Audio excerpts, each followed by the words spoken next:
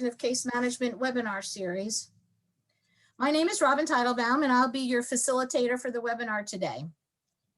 Our presentation, entitled Learn Spanish Names and a Few Related Things, will begin shortly, but first a few housekeeping details. All participants are in listen-only mode in order to avoid background noise. So if you want to communicate with an organizer, a facilitator, or a presenter, please feel free to use the chat or the question box. This webinar is being recorded and it will be available along with an archive of previously held webinars on the National Association of Case Management website. If you would happen to have any technical difficulties during this webinar, use the chat box to alert us and we'll do our very best to help you out. I do want to make another announcement regarding our annual conference, which will be held August 31st through September 2nd in Las Vegas, Nevada. Registration is now open.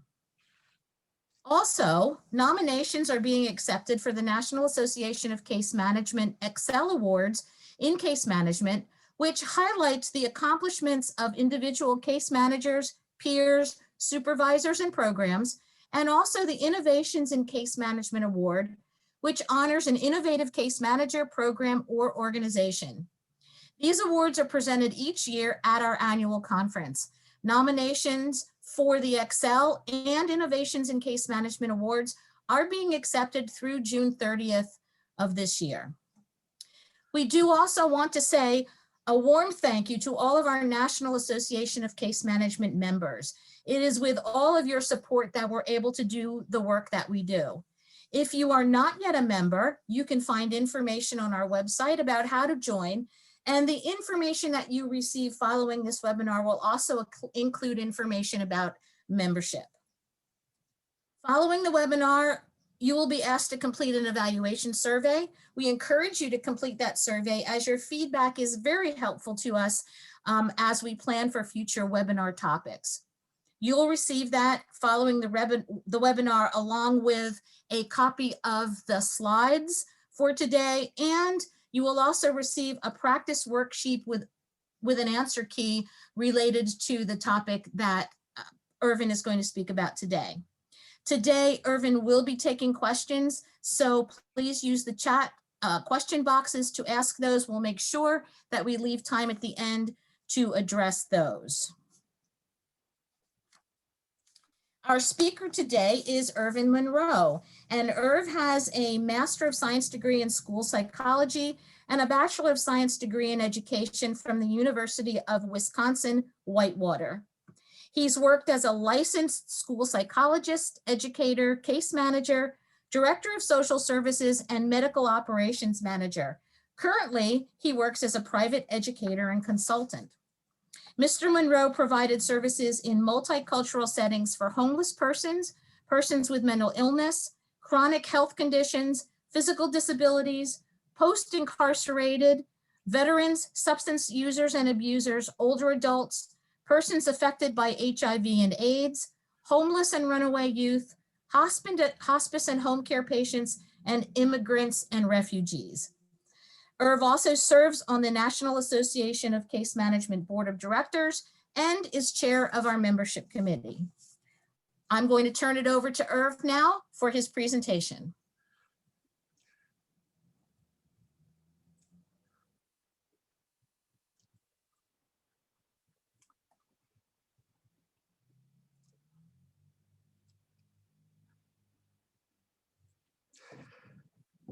Good morning, everyone.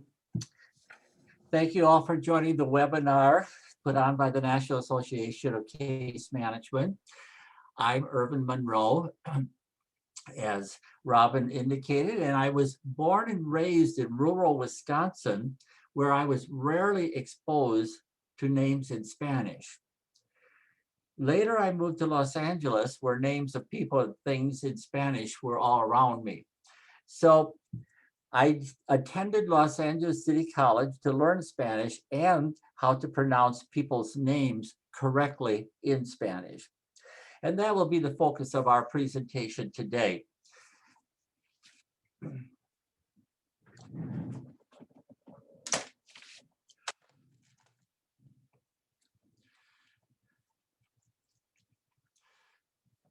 So with that said, let's get started. So first of all, we're going to be trying to pronounce common names in Spanish. And I'm also going to be talking about some other basic cultural matters, as well as what do the words Latino, Hispanic, Mexican, etc. mean. And perhaps to identify some words that you already know in Spanish, how to pronounce the Spanish alphabet, and the stress rules that we need to follow in order to pronounce the words correctly. If time permits, we'll also get into some everyday expressions and talk about what we call cognates, or words that are the same in English and Spanish. So pronouncing a person's name correctly is critical. In the blue, a person's name is an extension of who they are and is rooted in that person's language, culture, and identity. Pronouncing a person's name correctly affirms that person and may add to his or her self-worth. So when interacting with persons whose names may be in Spanish, it's very important for us to try to pronounce them correctly. With that said, take a look at the 5 cultural groups that make up the United States.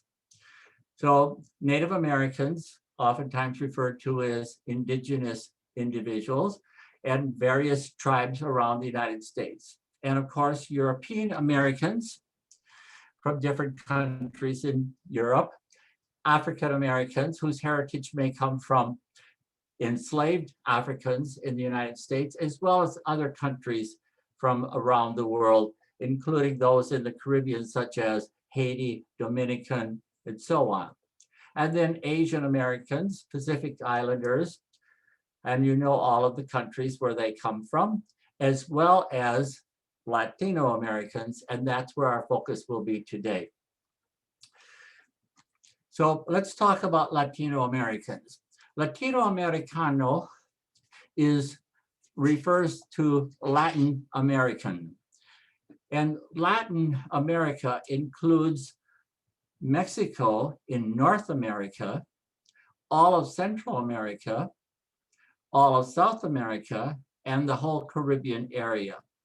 All of that area is considered Latin America, everything south of the Rio Grande River.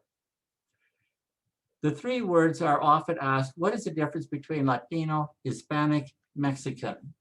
Latino refers to the geography that we just talked about. It refers to Latin America, and people who come from any countries in that area, their heritage would be from Latin America. Hispanic simply means Spanish speaker. It doesn't make any difference where you come from in the world. If you are a Spanish speaker, you are referred to as Hispanic, and people are referenced in that way. If you came from Spain or North Africa and speak Spanish, you would be Hispanic. However, you would not be Latino. The same is true, for example, if you came from Brazil or Belize. Those countries, Brazil speaks Portuguese and Belize English, and so they would be Latino, but they would not be Hispanic. Mexican simply refers to the country of origin, as would be the case with any of the different countries. And certainly we wouldn't refer to all Latino appearing people as Mexican or Hispanic. We should refer to them by reference as Latinos, the most general term, and use that one. These are some words you probably already know. They will be pronounced a little bit differently, of course, in Spanish after you learn how to pronounce the words in Spanish. But as you can see, there are many, many words that are the same in English as well as in Spanish. So let me talk a bit just about the Spanish language, a little foundation information. As you know, Spanish is from the root language of Latin. And many other countries share that heritage, whether it's Italy, France, Portugal, Spain, they are all from the Latin root language. Spanish started in the Iberian Peninsula, what we now call Spain and Portugal today. And it became a formal language around 1200. Today, it's the most spoken language, the second most spoken language in the United States and in the world. At one time, Spain and Portugal, the Iberian Peninsula at that time, was ruled by the Moors, whom we refer to or reference as Muslims today, and spoke Arabic. So thousands of Arabic words are incorporated into the Spanish language, as well as thousands of English words. The Spanish alphabet is made up of 4 additional letters than the English alphabet. What's so wonderful is that they use the English alphabet, and so you're already familiar with it, with the exception of the 4 additional letters. So our alphabet has 26 letters, or the English alphabet has 26 letters, and with the 4 more, it would make 30 letters. However, the letters K and W are not formal letters of the Spanish alphabet.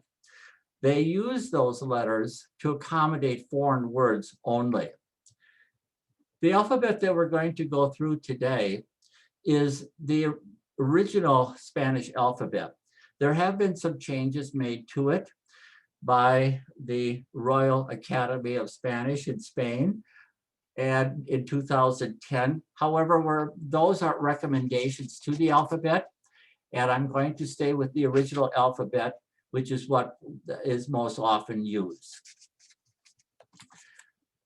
To begin with, we want to focus on the vowel sounds. They use the exact same vowels that we do, A, E, I, O, U. And so the only difference is that the vowels are pronounced somewhat differently, and they are clipped. So for example, the letter A is always pronounced ah, and we don't drag it out. It would just be ah, ah. Let's go to the vowels and take a look. So the first one, the letter A in English would be pronounced ah in Spanish, always. It never changes its sound. In English, we might say a, ah, or something else. However, in Spanish, it is always ah. The letter A or E is pronounced A, like in the words day or ace. Again, it is always pronounced that way, never any other way, and it's clipped. So you just say A, A. The letter I is pronounced long E. The letter O is pronounced like a long O. And the letter U is pronounced oo. Always the same, never you, always oo, like to, or boot, or who.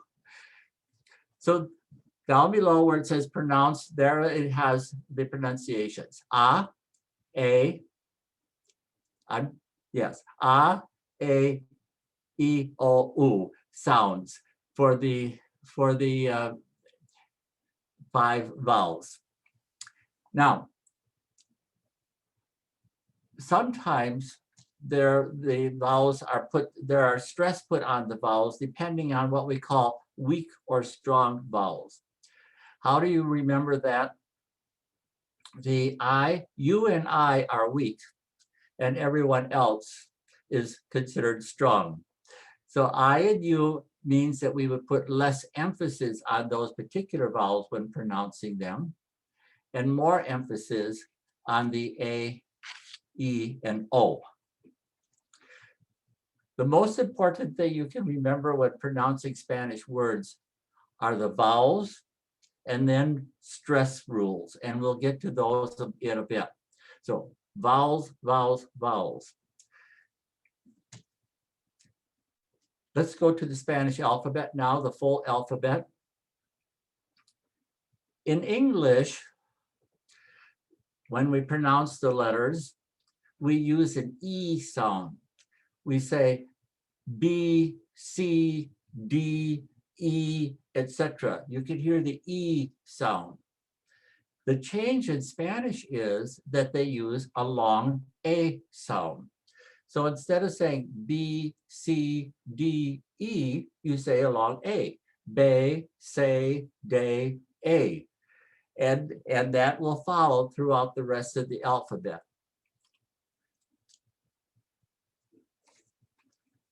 Let's go and take a look at that. So there's the full alphabet. And you already know the 5 vowels. And as I said, there are 4 additional letters. And those I've made in blue so you can tell what the new letters are that are added to the alphabet. The red ones simply mean that those are put in there to accommodate foreign words. Okay, so let's look. The letter A is A. The letter B is pronounced with an A sound, so you say be. Letter C, say. And here's a brand new letter. They use a CH, and you'll see that in lots of different words. For example, Chavez. Chavez, the CH sound, and it's pronounced che. Che. And then the letter D, day, A. And now for letter F, just split it in half, and the E is pronounced A. And then F-E is fe. So say a fe. A fe. The G, when it's followed by an E or an I, and you might want to note this to the side, a G that is followed by an E or an I, the G becomes an H sound. The G becomes an H sound. So for this one, we pronounce it hey, hey. Relative to the H sound, it is never pronounced in Spanish. This letter H is never pronounced in Spanish. It is silent. The letter H is always silent. It's just a placeholder. So we drop the H off and pronounce only the A. And remember the che from up above. Put it together and you get a che. A che. The letter I is E. And here we come now to the word Jota, which is the name of the letter for J. And that's how we get our H sound. So the J becomes an H sound, like in the word Javier, Javier. So we say ho, and then T-A, ta, ho, ta. The letter K is simply pronounced ka. When we come to the letter L, again, pronounce the A along, the E along A sound, along with L-E, the long A sound. So you get A, lay, A-lay, A-lay. The double L has a Y sound. It's pronounced like a Y. And so when we put it together, it sounds like an A-L-Y sound. So you say Elye, Elye, Elye. The E, M, again, a long A sound, and then may, A may. Go up to the top of the next column, A ne. And now a new letter. The N with the little line above it called the tilde gives you an NY sound, like in the words canyon, onion. You have to put the sound into your nose.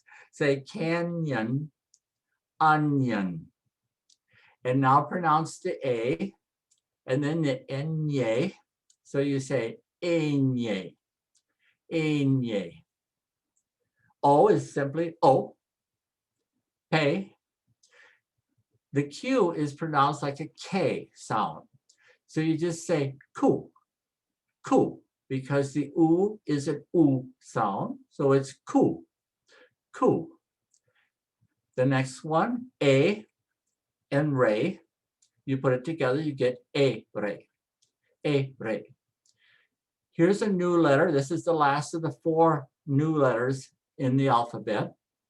And you have the A, but now you have a double R instead of a single R. That double R is a trilled sound, like the word three, three, three. You can hear the thrill, the trill sound. And so it's pronounced A, re, A, re. The next one is A, say, A, say. T is te, U, U, and then for V, we say ve. The sound is sometimes pronounced with a V sound, where you bite your teeth on your lower lip, your upper teeth on your lower lip, and you get a V. Or you put the 2 lips together and then you get a B. When Spanish speakers are pronouncing words, oftentimes the 2 sounds sort of blend together and it's sort of a BV sound. And so it's very much not distinguishable between the bay, letter B, and the ve, letter V. So either way, you will, if you just use the B sound, you will be safe. You can do it either way you want to do it, as a bay or a bay, it's okay. Most all of these letters have some type of nuanced sounds to them. However, for purposes of us learning to pronounce names, for now, let's just learn the sounds as being presented. Okay, so that's ve.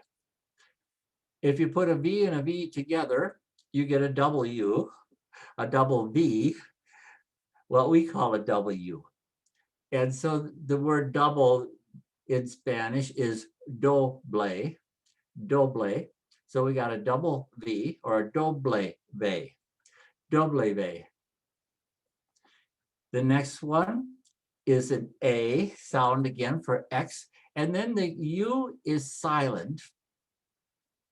And the Q, remember, is a K sound. So put the K sound next to the ES and you get keys, keys, K-I-S, keys. So say a keys, a keys.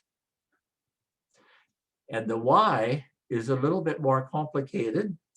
It comes from the Greek, and the I is pronounced E. And then let's look at the other vowel sounds. We got another E and an A and an A. E, A, A. Putting it all together, it's gri-a-ga, gri-a-ga, E, gri-a-ga, E-gri-a-ga.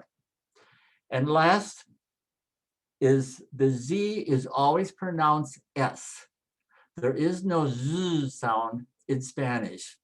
It's only an S sound. And so it's pronounced se, ta, seta, seta. There, that is the whole Spanish alphabet. Now, there are lots of other consonant sounds, as I told you about, that different variations on all of this. However, I'm going to just sort of page through these, and you can come back to them at another time and look at them and get more information about different consonant sounds. I do want to focus, however, on a few additional sounds that we will need in order to pronounce names properly. And that is these 4 sounds. G-U-E, we always drop the U sound and it's silent, and say just G-E. So the E is a long A, so just say gay, gi, and the same with the Q, which is a K sound. Say K, ki. So it's gay, gi, K, ki. We'll need those sounds in order to pronounce some of the words like Enrique, Enrique. Now, so The most important thing for you to remember is to pronounce the vowels correctly. If you get the vowels correctly, you're halfway there. The second half of the puzzle is to put the stress on the right syllable when you are pronouncing the words. That's the most important point. There are only two basic stress rules in all of Spanish. Two basic stress rules that you're going to use. And then I'll talk about some stress rules relative to vowels at a later point. Let's take a look at the stress rules. So stress rule 1 is, if the word ends with a vowel, an N or an S, we always stress the next to the last syllable. If the word ends with a vowel, N or S, just stress the next to the last syllable. So for example, if I see the word taco, it ends with a vowel. And so the next to the last syllable is ta. And so I put the stress there and say taco. The same with the word casa. Ends with a vowel, put the stress next to the last, we get casa.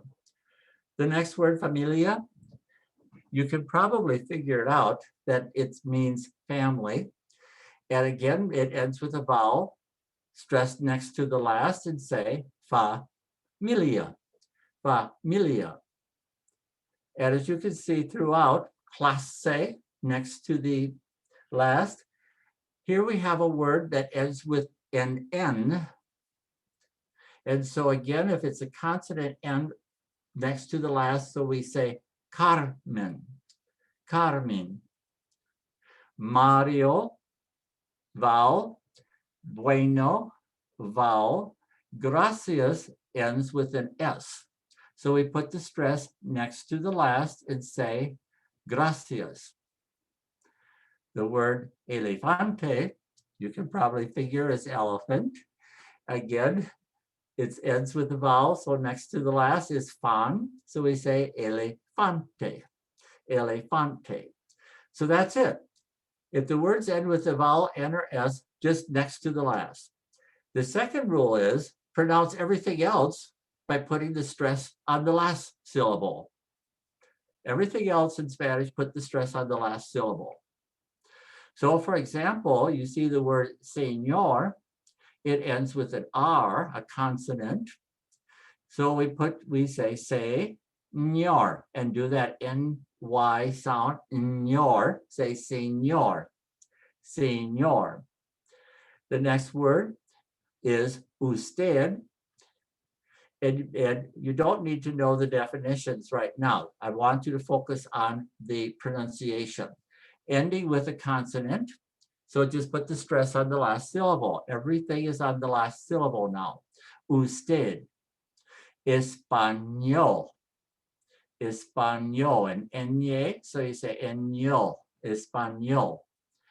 Favor, animal, animal. Now, that's it. Those are the only two rules in Spanish. However, all rules have to have exceptions, right? So there is an exception in Spanish as well. However, what's wonderful is that they tell you what the exceptions are. And by doing so, they simply put an accent telling you, instead of stressing where the rules are, stress them where we tell you to put where this accent mark is. So for example, let's look at the first word, cafe. It ends with a vowel, so the stress should be next to the last. We should say cafe, cafe, but we don't say cafe, we say cafe, cafe, because they changed the rule and put an accent mark to tell you just follow the bouncing ball and pronounce where the stress mark is, the accent. The next word is the same. It ends with a vowel, and so we should be pronouncing it as plastico, plastico, next to the last. However, they're asking you to change it by following the accent. So say plastico, plastico. The next word ends with an S. So we should be saying it next to the last, and we should be saying adios. Adios. But we don't say adios. We say adios. Adios. And we put the stress on where the accent mark is. Anhil ends with a consonant, so we should be putting the accent on hil. On hil. However, it's saying, no, don't follow the rule. Do what the accent mark tells you. So we say anhil. All of those words that have accents, it's very easy. You simply follow what the accent mark tells you. So that's the easy part. In Spanish, they only have one marking, accent marking, and that's the one that you see here. A couple of other notes about stress rules, however. As I noted earlier, of the 5 vowels, 2 of them are weak and 3 of them are strong. And as a consequence, sometimes we have to stress the strong vowels and sometimes we have to stress the weak vowels. So some rules are set up to accommodate all of that. If we have 2 strong vowels together, we simply separate the 2 vowels out and pretend like they're 2 separate syllables. For example, in the word poema, poem, you can see the O and the E. I've separated them apart so that they become 2 separate syllables. And then following the usual stress rules, I would stress next to the last. And so I say poema. The same with leo and rodeo, dorotea, dorotea. All of them you see end with a vowel, and so we put the stress on the second to the last, museo. Now these words, the next 2 words end with a consonant.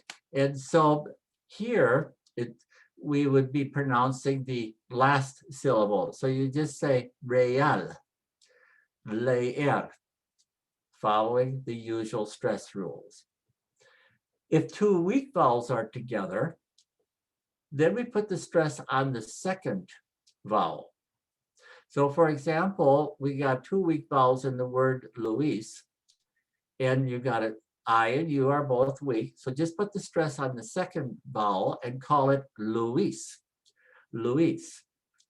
The next one is ruido, ruido.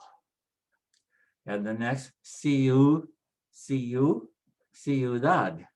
ciudad.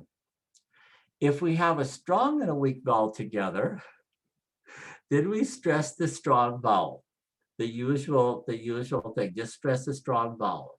So for example, the word bien, the E is a strong, the I of course is weak. So you just say bien, bien. Next one, cuatro, cuatro, cuatro. Diez, diez, veinte, veinte. And you know Diego, like San Diego. And just put the stress on the strong vowel, Diego. If there's exceptions, every time we have exceptions in Spanish, they will simply put an accent mark and tell you, don't follow the rules, do what we tell you to do. So for example, the first word, the I is a weak vowel. And so we should be saying dia, because the A should be stressed more, but they don't want you to stress the A, they want you to stress the weak vowel. So in this case, they put an accent to say dia, dia. Raul, the U is a weak vowel. However, they want you to stress it even though it's a weak vowel, and so we say Raul, Raul. The same with Rio, Rio. We wouldn't say Rio, we say Rio. País, país, referring to a country. País. Okay, so that's it. Those are the stress rules, and I'm going to be repeating them over and over to sort of make sure that you keep remembering them. Moving right along, there are some more accent rules about some of the words, and I'm going to leave this for you to read at a later point. So here we are. We're now to the names. Let's try pronouncing some of them. So I have 6 different columns. The first 2 columns are, I've split the words into syllables to help you make the distinctions of where the syllables are. And I've also underlined the syllable that will be stressed. In the next 2 columns, there are no underlines, just the syllables. And so we have to figure out where to put the stress based upon the rules. And the last 2 columns, no syllables or stress rules. And we have to figure out where the syllables are and where to put the stress. And that's what you will be doing on a worksheet that I'm going to be giving to you. I've already have the syllables in, as in the first 2 columns. All you need to do is underline the letter or the syllable as to where the stress will be. So let's look at the very first one, Alberto. It ends with a vowel, so the stress is next to the last, and we simply say Alberto, Alberto. Moving down, it ends with vowel next to the last. Let's pronounce the vowels so you can hear the sounds first. A, O, E, O. A, O, E, O. And now just drop the consonants in, and it becomes Antonio, Antonio, Antonio. Let's go down to the next one. Let's read the vowels first.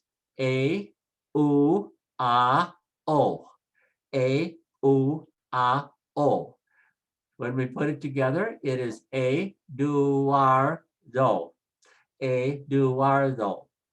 And when we put it all together now, it's Eduardo. Eduardo. The next one down, again, let's do the vowels. A, U, A, E, O. A, U, A, E, O. The G, remember, if it comes before an E or an I, takes on an H sound. So let's say it now. Eugenio, Eugenio, Eugenio. The next one is, the J is an H sound. So you say H-O-A, hoa, hoa. And then the K, the Q is a K, and the U is silent. So you say keen, keen. And it has an accent, so that's easy. It tells us where to put the stress. So just say Joaquin, say hoa, but it comes out hua, hua. It sounds like a W sound. Joaquin, Joaquin, when we put it together real fast. Joaquin. The next one is J-U, and the H is, the J is H sound. So you say Julio, Julio. Next one, Miguel, ends with an L, so we put the stress on the last syllable, Miguel. And the next one, easy, it has an accent, Raul. So rather than going through all of these words, and because of time, I'm going to go to some female names. The same rules apply, of course, whether they are nombres femeninos or nombres masculinos. The male names are called nombres masculinos. These are called nombres femeninos. The feminine names are the female names. The same rules apply. So if we could take a quick look at column 1, you can see it's a, de, la, de, la. The next one, a, o, e, a, Antonia, Antonia, Antonia. Next, Carolina, Carolina, Dorotea. There is the example of putting the stress as 2 separate syllables, the E-A at the end, break it in half. And so the stress goes next to the last, and we say Dorotea, Dorotea. The next one, let's do just the vowels. A, U, A, E, A. A, U, A, E, A. Now we'll add the consonants. So we say euphemia, euphemia, euphemia. Next one, Graciela, Graciela, Graciela. Next one is Aooa, Aooa, Leonora, Leonora, Leonora. Next one, easy. It tells you where to put the stress. Maria, Maria. If we didn't have the accent, it would be Maria, Maria. Like, for example, Mario. Mario doesn't have an accent, and so it is pronounced with next to the last, Mario. Here we change it to Maria. Incidentally, notice that all the masculine names most often end in O, where the same names in the female names end with an A, a letter A. So for example, number 2 up there where it says Antonia, the male name would be Antonio. Antonio, Antonia. Both the same name, just with the different ending. Dropping below in that column 2, below Maria is Raquel. Remember the Q is pronounced K, U is silent, and then you have A-L, A-L, so you say Raquel. Stress the last syllable because it ends with a consonant, Raquel.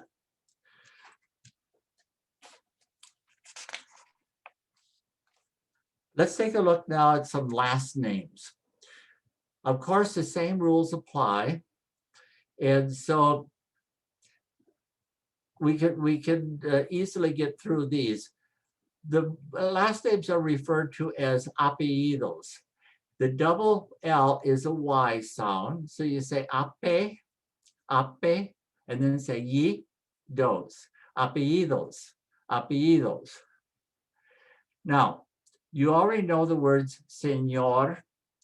Because it ends with a consonant, you put the stress on the end, señor. And then the next one, it ends with a vowel, so we put the stress next to the last, and we say señora, señora. And the same with the next one, señorita, señorita. And of course, they mean Mr., Mrs., and Miss. The last names then are pronounced exactly according to the same rules. Look at the first one, Hernandez. The H is silent.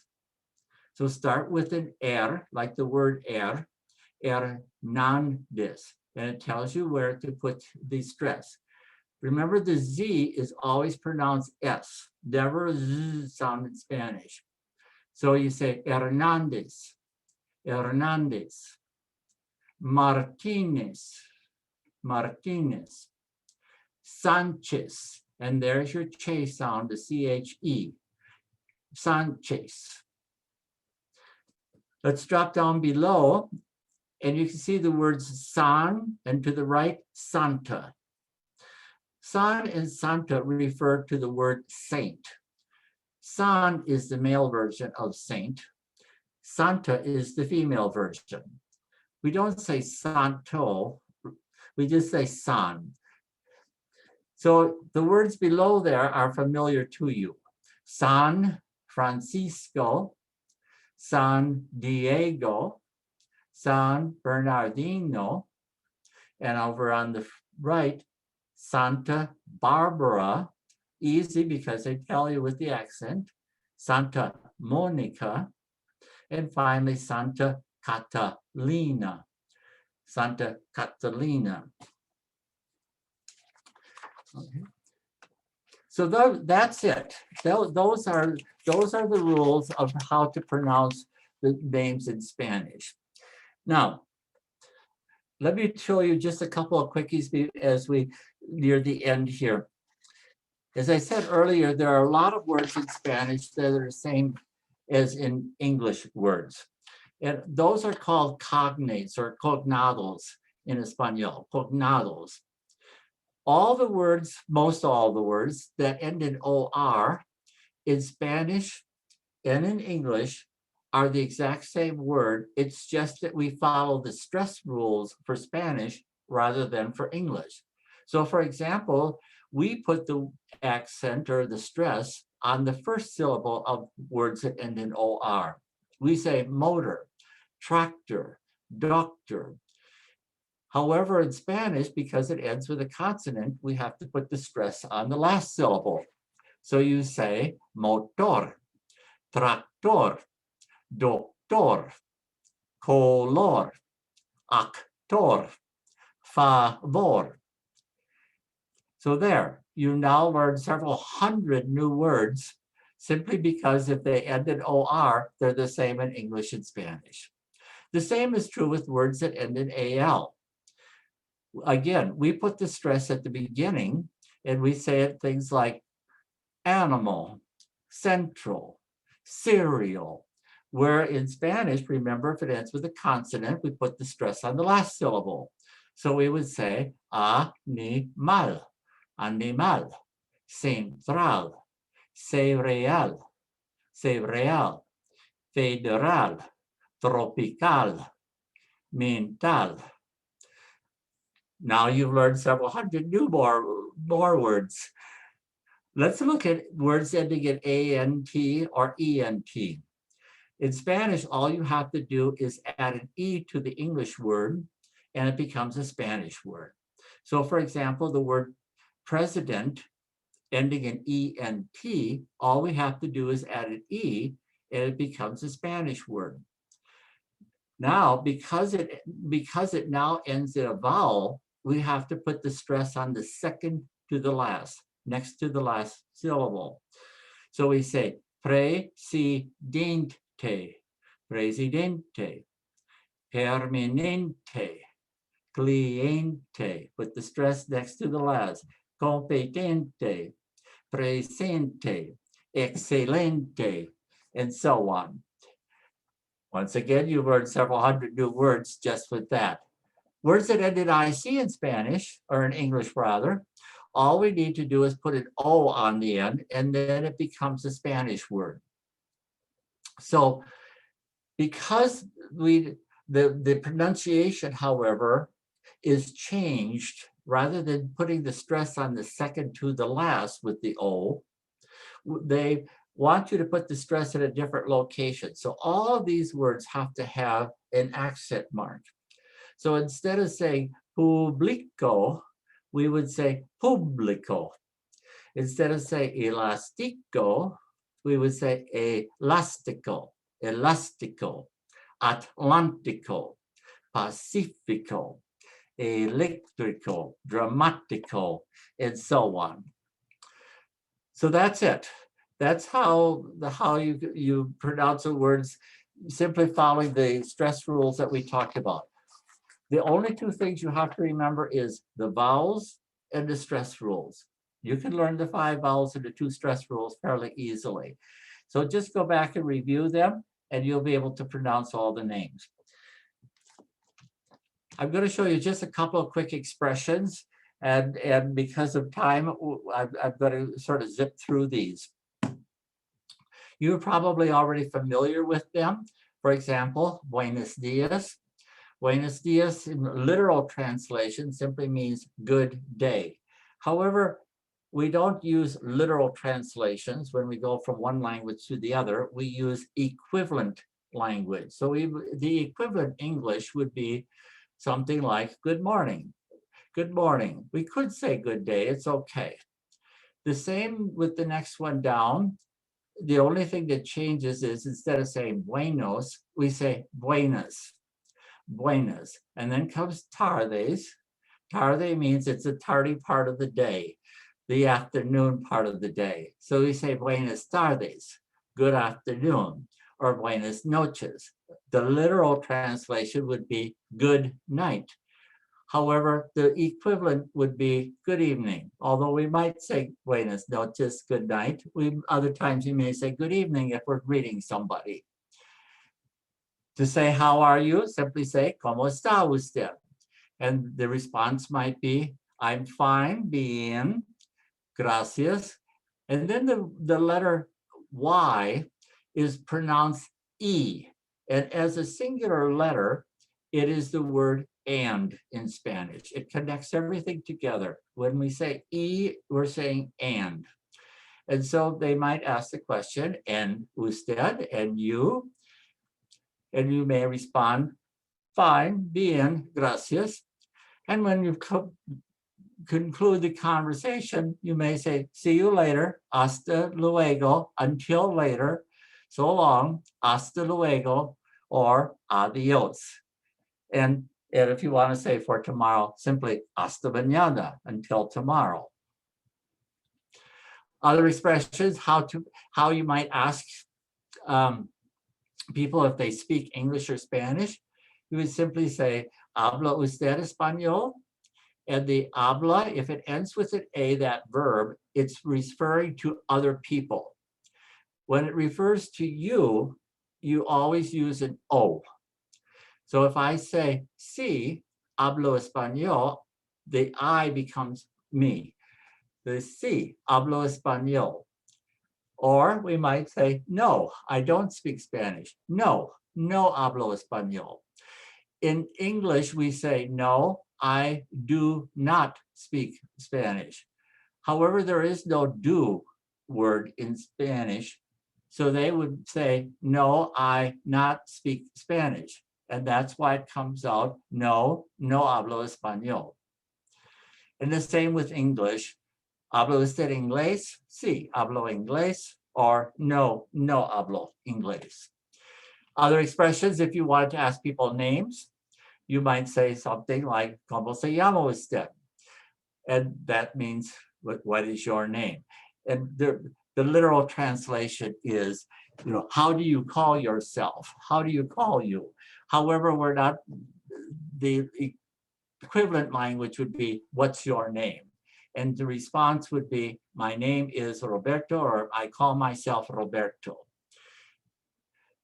And to say, nice to meet you, glad to meet you, pleased to meet you, just say mucho gusto.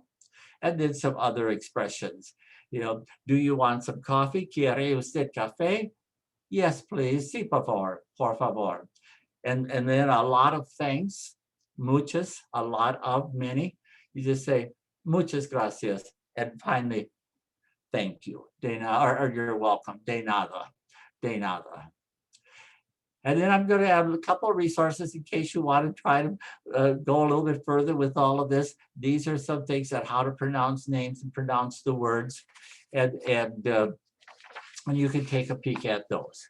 So with that, el fin, the end, I'll turn it back to Robin to see if she might have some questions for us. Okay. Thank you, Irv. I don't see any questions that came through the chat or the question box.